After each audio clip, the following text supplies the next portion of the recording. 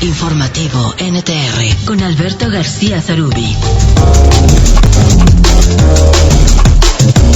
Y fue presentada ya, por lo menos en la mañanera, la iniciativa de reforma electoral. Nos hemos ido mucho al análisis de la transformación del INE, la desaparición de los plurinominales, la creación de otras instancias, la voluntad del presidente, pero ¿qué hay de a de veras con el trabajo interno que hace el instituto en una de las labores quizá más importantes, que es la distribución y manejo de los dineros por parte de partidos políticos y candidatos? Para hablar sobre este tema le agradezco muchísimo al maestro Alfredo Cristalinas, vicepresidente de Comunicación y Difusión de la Academia Mexicana de Auditoría al Desempeño y coordinador de comisiones del sector gubernamental del Colegio de Contadores Públicos de México, además de haber sido el creador y fundador de la unidad de fiscalización del entonces Instituto Federal Electoral. ¿Cómo estás, Alfredo? Te saludo con gusto. Te saludo con afecto, Alberto, amigas, amigos. Pues ya lo dices, el presidente presentó la iniciativa de reforma electoral que incluye la creación de un Instituto Nacional Electoral y de Consultas, y además dice la reducción de gastos a partidos políticos. Pues mira, en principio decir que el tema es importantísimo, dar cuenta de que hoy tenemos un sistema de financiamiento mixto, es decir, una mezcla de financiamiento público y privado, donde el público debe predominar sobre el privado, pero sobre todo, y este es el, tema central de la reforma, es que le da dinero público para el sostenimiento de sus actividades ordinarias. Con esas actividades ordinarias, con ese financiamiento público, pues paga sueldos, paga rentas, paga papelería, paga servicios. Es decir, es un ejercicio que permite a los partidos erigirse como institutos políticos.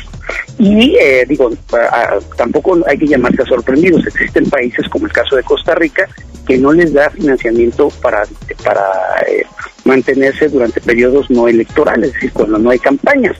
Pero bueno, en México es distinto. Creo que aquí es importante recordar que los partidos políticos reciben financiamiento porque lo que se busca en todo caso es participar en la construcción de una cultura democrática. Yo sí soy de las personas que afirma que sin partidos no hay democracia. Las candidaturas independientes vinieron a darle frescura, pero también hay que reconocer no han sido bien a bien una solución, porque pues son contadísimos, yo creo que con los dedos, los candidatos que verdaderamente son independientes y que no son los que provienen de los partidos que no les dieron la oportunidad.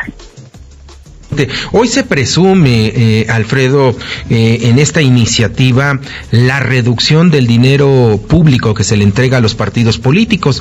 Durante muchísimo tiempo, propio ahí en el Instituto Federal Electoral, tú lo viviste, se hablaba que era importantísimo que los recursos que utilizan los partidos pues fueran dados por el INE, o bueno, en este caso por el Congreso de la Unión, para evitar que tuvieran acceso a dinero pues de algún origen ilícito. Estamos hablando quizá del crimen organizado. Si realmente se aprueba, que es una demanda también ciudadana, la reducción de las prerrogativas de los partidos políticos, ¿estaríamos en el peligro de esto de financiamiento ilegal? Pues sí, la respuesta es sí. El dinero ilegal también puede provenir de empresas corporativas transnacionales, de particulares que tienen un interés muy especial en que quien gane después le retribuye el patrocinio a través de favores, ¿no? Con una reforma fiscal, con una reforma política, qué sé yo. Pero sí, es verdad, hay estudios que demuestran que el comportamiento del dinero público para partidos políticos tiene un comportamiento como de oferta y demanda. Es decir, ya se creó una demanda de dinero público para los partidos, porque desde el diseño del financiamiento mixto se estableció que fuera el dinero público el que preponderara sobre el privado para que no existiera el riesgo de captura de los partidos políticos de intereses muy particulares y ajenos al interés colectivo.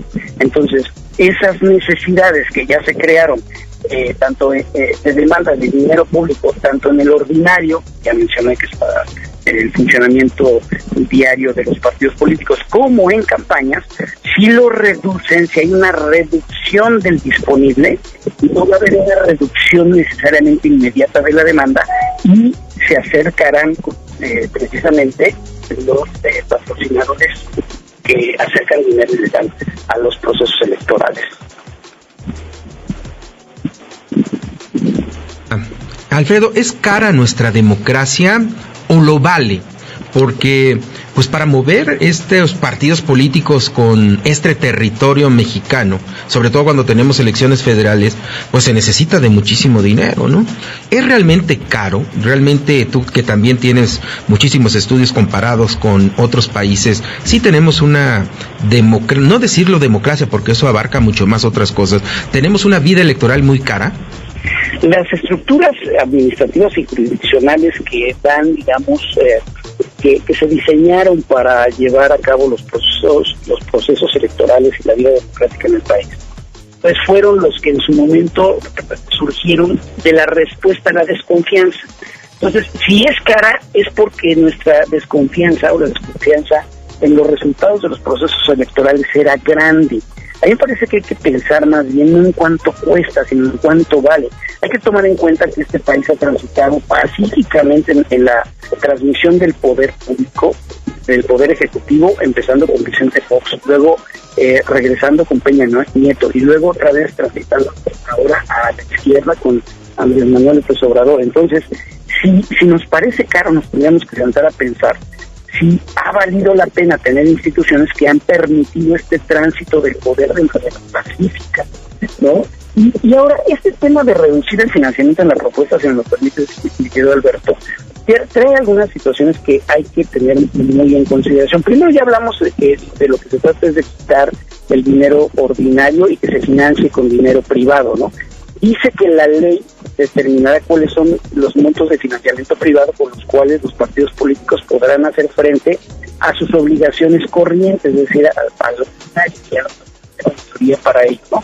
Pero también en el tema de la reducción del financiamiento hay una afectación a las reglas, en donde dicen que los partidos políticos en año de elecciones intermedias, es decir, de las diputaciones federales, la fórmula cambiaría, sería lista nominal, que por cierto no dice con corte a qué mes, seguramente lo dejarán para la ley, por el 65% de la UMA. Como hoy está la lista nominal con un poquito más de 91, casi 92 millones de ciudadanas y ciudadanos, y con una UMA de 96.22, ese 65% se traduce en una bolsa general para distribuir solamente para campañas de diputados de 5.700 millones de pesos. En una elección presidencial, esta reforma lo que plantea es la fórmula donde igualmente la lista nominal se menciona cuál es el corte por el punto total de la UMA, y eso nos daría 8.837 millones de pesos para campañas. Fíjate, le estaría dando más de lo que les da actualmente, solo que en lugar de dárselo año con año, se estaría dando cada 3 años en el caso de las intermedias y cada 6 años en el caso de las presidenciales. Se mantiene este tema de la regla de 70-30.